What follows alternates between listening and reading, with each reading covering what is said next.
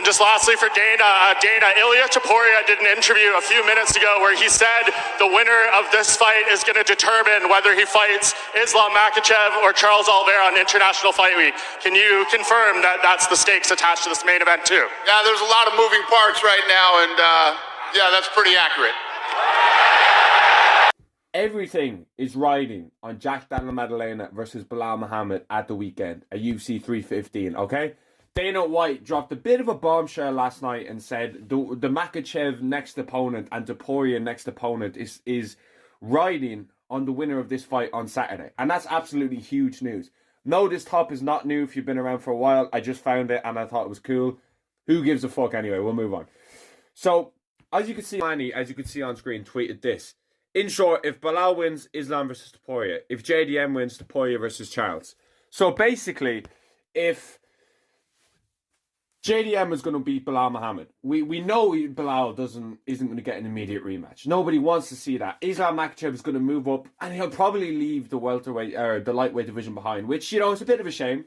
It is a bit of a shame, to be honest with you, because I don't know if, you know, he really has left no doubt that he is the GOAT. You know, he didn't do the Arman Sarukian fight.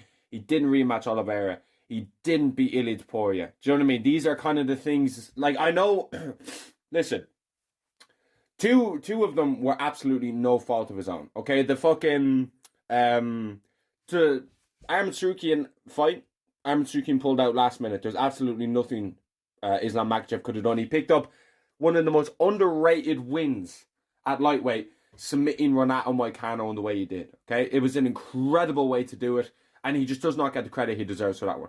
And then Charles pulled out of their fight in Abu Dhabi about a year and a half ago now. Volk stepped in on short notice.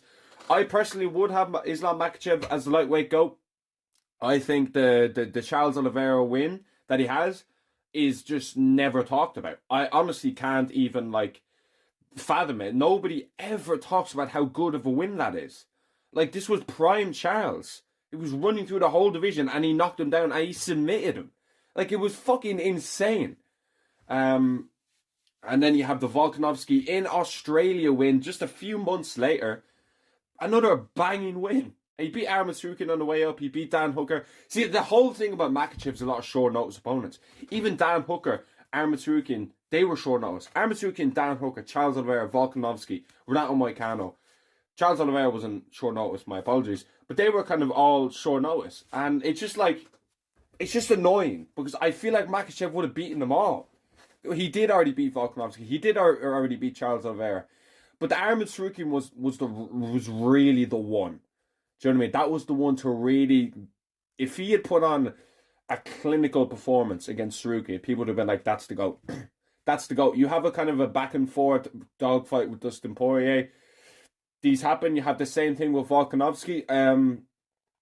Poirier won, whatever. I'm sorry, yeah, but if you're still under that delusion that Volkanovski won that fight against Makhachev the first time, fucking wake up. Go back and watch that fight. That's one of my favorite fights ever. I remember me and my mate were just like talking about it. Like, that's one of the highest IQ fights you will ever see. That's a once in a generation fight. Like, that was pound for pound number 1 versus pound for pound number 2. That is so rare. That's incredible. What I remember, I soaked all that in. I was like, this is history. Like, double champ as well. We never really get any super fights anymore. Do you know what I mean? So that was, you got to appreciate those moments. And Makhachev is a grappler at heart. And like, before, I really feel like the Dan Hooker fight was really the moment where Makhachev went on like a entertaining streak. Because before then, he had like Drew Dober and Thiago Moises. Boring kind of fights. But even when Makhachev goes to decisions now, when he did against Volkanovski, they're hella entertaining.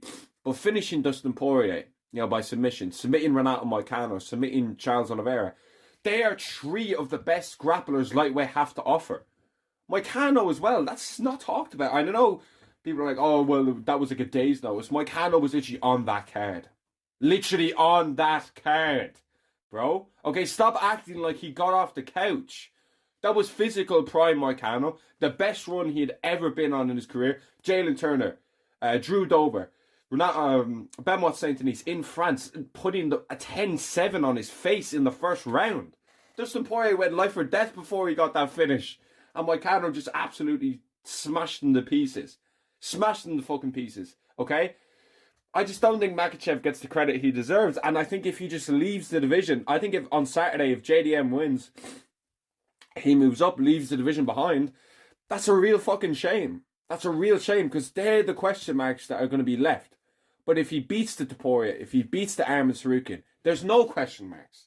There's absolutely none. Like, and I don't think that's even like a unreasonable thing to say. Like, that's just another year in the division if you're active. You know, you beat Ilya in June 20. I think it's the end of June.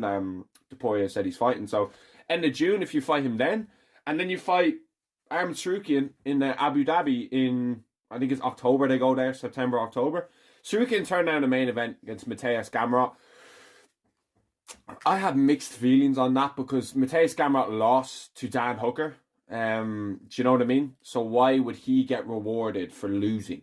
Now he's got absolutely punished, but he's fighting someone unranked, I believe, now, which is pretty insane that you got offered the number one contender in Arman Tsarukyan, and then the next fight you're fighting someone unranked. Like that's pretty fucking crazy. That's pretty crazy if you ask me. You know what I mean? Gamrot he got robbed, and now he's fighting someone unranked. They just hate Gamrot. It's quite. I remember actually, it was the Abu Dhabi card, Charles versus Makhachev. He got on stage. He was going crazy. Like, he tore his shirt off when they were announcing him. He threw it in the fucking crowd, and nobody asked him a question. Nobody wanted to ask him a question. He sat there with no shirt, looking into the crowd. Oh, maybe he'll ask me. No, he got no question. What an absolute fucking idiot. From then on, I was like, I want him to lose. I want him to lose so bad. And then Beneil Dariush went and just smoked him. Like, it was crazy. But for Topuria as well, and Topuria versus Charles, let's be honest there, it's just not that hype. It's just not, bro. It's just not that hype. Of course I'm going to be excited. Of course I'm going to be amped up to watch it.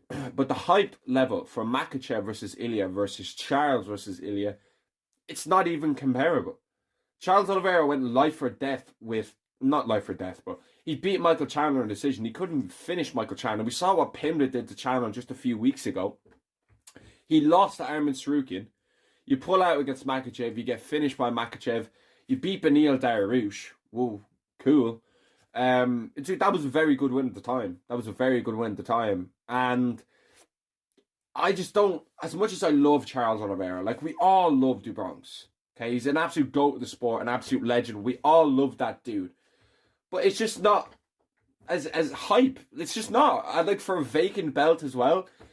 I don't know, man. I'm sick of these vacant fucking belts, to be honest with you. Like, I will, like, if Ilya goes up there and beats Charles, I still would look at, like, I wouldn't have picked you to beat Makhachev. That's the question I'm going to have. I'm sick of question marks about people's names and credibility of the belt.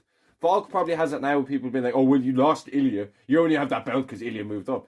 Yeah, it's lucky facts, but still, people are going to say the same thing about if Ilya beats Charles. Because Ilya, or Islam beat Charles in like a devastating fashion. And people just like want closure. I want closure on divisions. And I don't think you get them with vacant belts. Unless it's Jones. Okay? Then it's closure. We all know John Jones. That fucking fight, man. I'm actually like not even arse ranting. I've made so many videos about that fight. And we're just not going to get it. We're just not going to get it, apparently. And I've gone on enough rants about Dana White. I'm sick of it.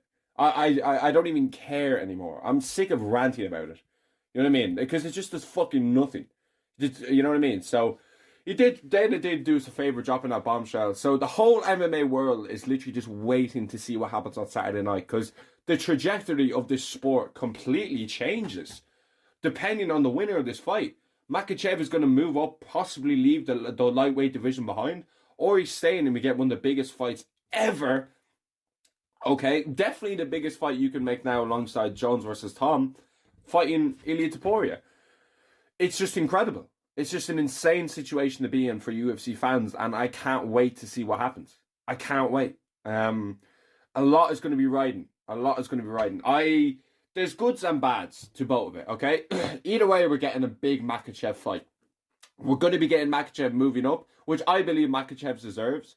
You know what I mean? Like they love chucking him in with people that want to move up. Do you know what I mean? But it's time he moves up. It's time he moves up. And if JDM does win, I think it's funny how people are just disregarding like a Belal Muhammad rematch, which he's never defended the belt and he pulled out of his first title defense, so he doesn't deserve an immediate rematch. He just doesn't fucking deserve it. So I'm completely fine with that, and I'm on board. Hey, I'm on board. But the whole thing of just like the Makhachev storyline is going to be completely changed by this, and it's just fucking fascinating to see. I think this is right now, sitting here today, this is actually a great time to be an MMA fan, because the Makhachev move up, where we're getting a mega fight either way. Makhachev is finally getting what he deserves, which is an incredible opportunity to show, Jesus, that is tragic, how good he is, whether that be in 170, and if the JDM fight that's apparently going to be in Australia. Someone said at a press conference, or not the media day, it's either if JDM wins, it's a pay-per-view in Australia, but if JDM loses, it's a fight night, which is, whatever. I mean, suppose, cool. I'm assuming he'll be at the heart of it, regardless. Like, he'll be main eventing. You could see JDM versus Brady, maybe, if that, or JDM versus Ian Gary, which is pretty cool. Loads of possibilities here, but Saturday night, we find out what way the UFC is going to go. We'll probably get an announcement on Saturday. Like, Dana's going to confirm, okay, Belal beat JDM. Islam Ilya, June 29th. Announcements. Hype. Can't wait. Cannot wait. Okay, I'm stoked, man. These are the moments we live for MMA fans. The drought. We need more. And we finally getting it. Let me know what you think down below, and thanks for watching.